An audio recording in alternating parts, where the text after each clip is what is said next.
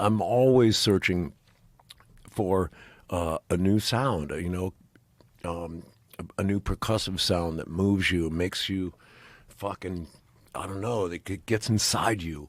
Right. Like I'm always on the hunt, dude. I'm such a tweaker. Like, I'll find something that sonically sounds like a drum. It could be a drum. It's not, and I'll make it. I'll turn it into something that sounds like a drum, and all of a sudden, that I don't know, hitting on these Elkhorns or something sounds like a wood block, but pitched way, way down. It sounds more